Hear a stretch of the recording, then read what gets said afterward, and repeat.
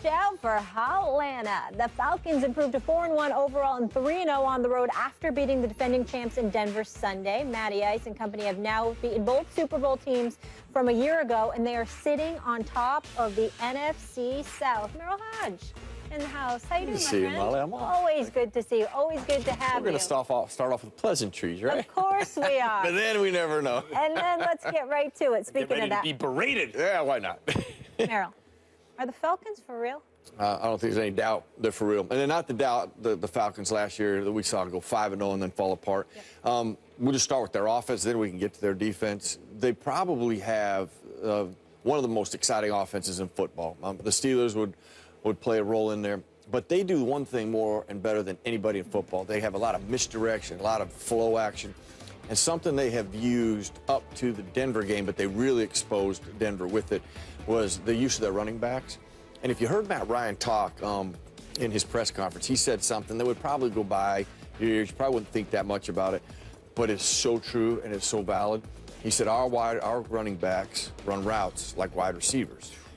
And I'm telling you, if you took the numbers off their backs and then you watched them, you would think that. Because I'm just watching a couple things from getting ready for some other shows. I'm like, I'm going to tell you this. There's a lot of receivers that struggle running routes like this. And here's the advantage. You're running against linebackers who are playing outside the box, who have no business being out there oftentimes and don't want to be out there. So offensively, I don't think there's any question they're legit. Defensively, you talk about a huge improvement. Just what they do with their defensive line, the havoc they create, the matchups they create, the pressure they create. Their back end has been outstanding. They got all the linebackers hurt, but you didn't even notice it yesterday. And that's often due because of the pressure that they were applying. So I don't think there's any question that they are for real. First of all, the defense is crazy because Vic Beasley shows up and Dwight Freeney is getting like a sack a game. Isn't he like 50 years old by now? You know, it's funny. I'm glad you brought him up because last week he had two of the freakiest sacks I've ever seen. And he has some freaky ones now. Yeah. I mean, he's got the spin down. Nobody, I think, has had a spin like that. But he had a half spin, back spin, and made a sack that was like, you always have to watch like 3 times. It was the coolest sack He was ever. supposed to be done 5 years ago. Very the guy true. is still getting sacks, in important No, games it's for a really good team. Let me tell you this. Here's the thing. If Belichick was doing this with Freeney, you know what? We would be going crazy that he's took the one play. Listen, coaching in the NFL is awesome. There's a lot of coaches that don't get the credit, that they take a guy, they say, what's left in that tank? Let's utilize it. The Atlanta Falcons will do that with Dwight So the Freeney. defense, kind of like the Cowboys, how the story to me of the game, of course, the offensive line is great, but, oh, look at that. The defense held it down against a pretty good team. This Falcons, the question about them is, can the defense be bend, not break? Can they be good enough to let the offense do the thing? And the offense, it's like you got two Le'Veon Bell lights out there. Now, one guy, Coleman's the fast guy, and Devontae, he's smart, he's strong, but they both have fresh legs because they're alternating all game, and they can both catch passes out of the backfield, and as you mentioned, run routes like wideouts. Yep. Of course they're for real. Of course they are. Stephen A? Well, if they're for real, that would mean that the Minnesota Vikings ain't necessarily the best. I just wanted to throw that thought out there. Having said all of that, let me say this. Matt Ryan is playing lights out. Give credit where credit is due. There is a name that people have not brought up. We know Julio Jones, 517 yards receiving, 24 receptions on the year, averaging 21.5 yards a catch. He's been absolutely sensational. We know that. Mohamed Sanu was a decent pickup. There's no denying that. And Jacob Tamme used to be in Denver, can do some things. The name that nobody's mentioned, Tevin Coleman. 4 receptions for 132 yards yesterday. If you really, really think about it, what did you just say? The ability of the backfield to come out and run routes like receivers, look like receivers. That's what you're talking about. I mentioned Coleman. So, no, I'm sorry, I didn't hear that. Here's the deal. I didn't. I really didn't. Here's the deal.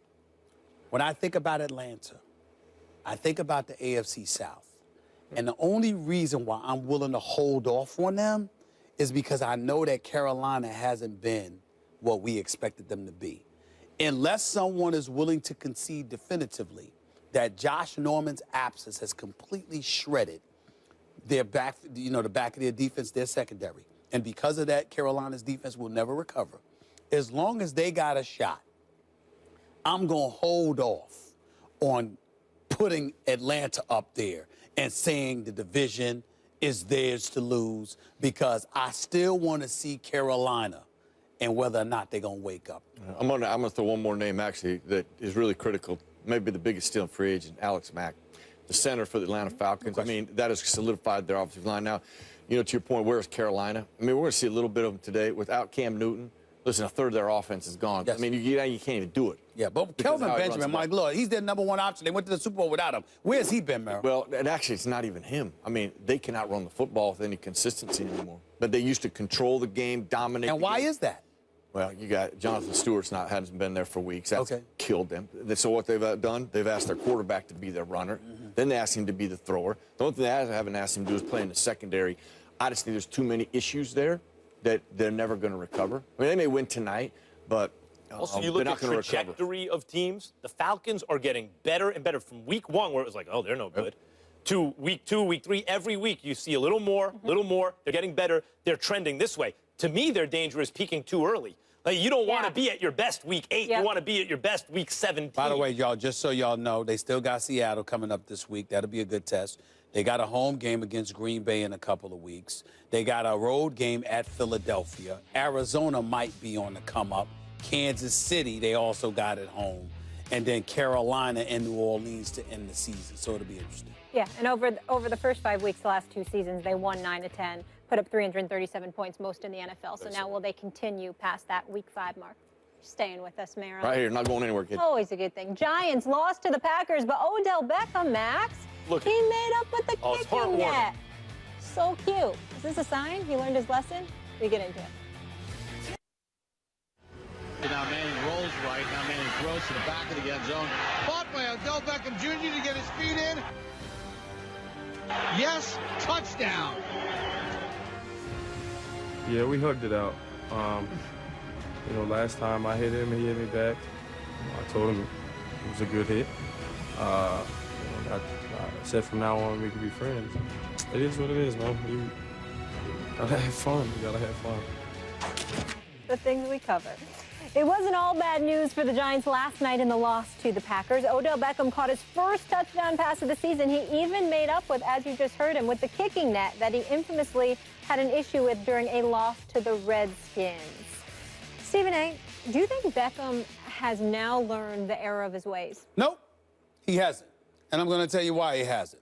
Because the Giants are going to keep losing. And as a result, he's not going to be able to compose himself. See, all of this is nice. You know, he got a touchdown yesterday, first time in 5 games, got a touchdown, okay? Still ain't having any big receiving games. Only scored 56 yards yesterday, 5 receptions. The Giants have lost 3 straight. 2 Washington, a game they should not have lost. 2 Minnesota, which they got beat up with. And, of course, yesterday. Now you've got the schedule. Baltimore's next. They just lost a big game yesterday. The Rams, I can't believe I'm saying this, but Jeff Fisher actually looks like there's a level of productivity that you could attach to his name occasionally for change. Not week to week, but he does have his moments, okay?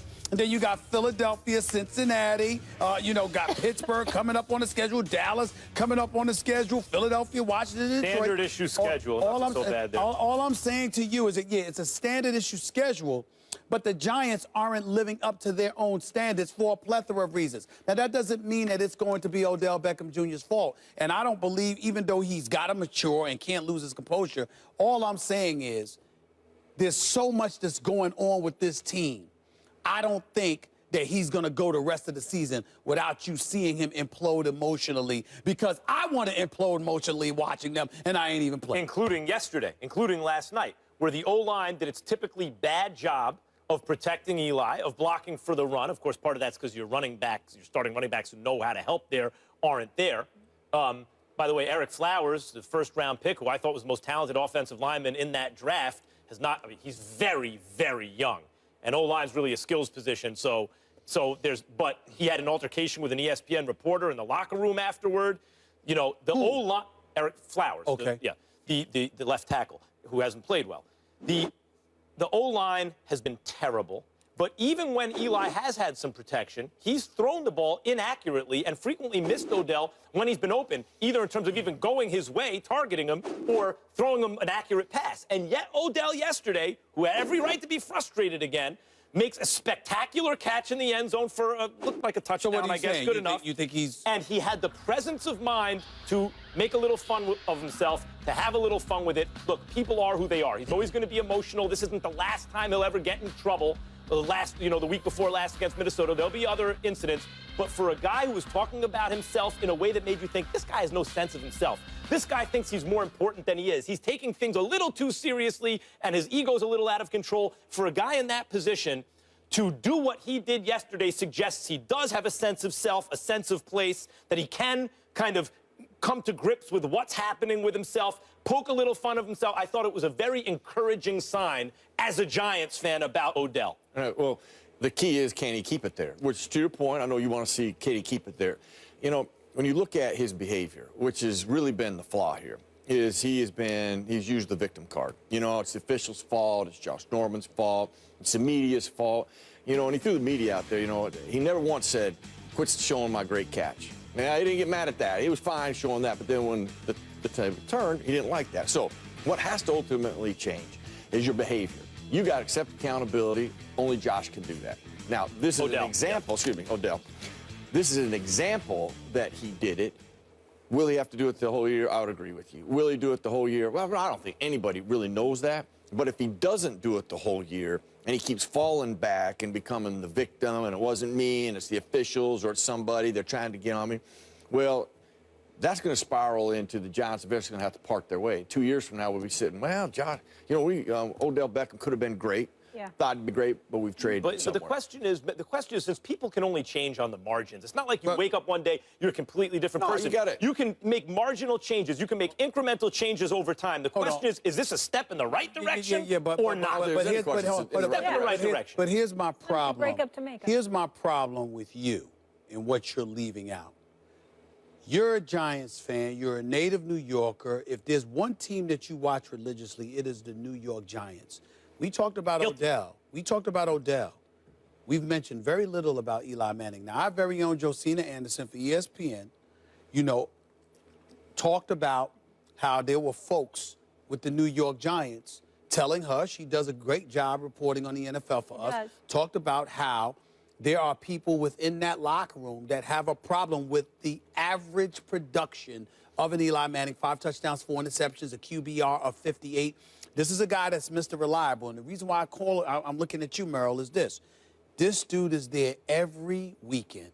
He doesn't miss games. He's been playing with this guy for years. And I'm just saying that there should be an elevated level of productivity that we're not seeing from Eli Manning. And don't tell me that that doesn't play a role in the frustrations to Odell Beckham Jr. Well, there's no question about that. Last week, I mean, you just watched the game last night. There was 3 opportunities that could have changed the game that he should hit. And you can't sit there and go in the locker room, or you can't go on Tuesday or Monday when they watch tape and just go, you got to hit these. We create these every week in the NFL. If you can get 2 or 3 of these, you feel blessed, but you can't leave them on the field. Now, that being said, to talk, you know, the running game, that phase has disappeared for them. The Packers did a great job of dropping the 8th guy in the box unaccounted for, so they did some scheme-wise. Right. That phase doesn't add to this. I think these problems continue, you know, but I don't think there's any question that in that locker room, you're like, we got 3 guys wide open. You have But to this is why, one last thing, this is why it's a team. The left tackle can be exploited because he's so young, he doesn't have technique yet in Flowers. So the O-line is porous. So Eli is rushed. And Eli has been much less than perfect. He has not had a very good year, in my opinion, especially using Odell. So Odell gets frustrated. There's that, but there's also things like the Giants have just been unlucky on takeaways, right? They had a ball go through Adams' hand. They had a fumble that they didn't recover. But you're talking about unlucky. Easily changed the game. You're talking about unlucky. What you're not pointing out is how Odell Beckham Jr. is looking at that. You're a wide receiver. You're on that field. You're running those routes. You're open. Well, you believe you should get the ball. I'm not saying I absolutely am. I started by talking about how Eli has been missing. I'm not absolving him. I'm simply saying the fact that he's 23 and emotional and the problems we know the Giants have, you know he's going to lose it again. But if he uses that excuse, he'll be right back in the behavior that got him in the situation. No victims, just victors, right, Merrill? That's right. what we want. Everybody ain't as disciplined as you, Merrill. That's right. Everybody ain't as disciplined as you. I'm just saying. I love this group right here. I'm just saying. Coming up next.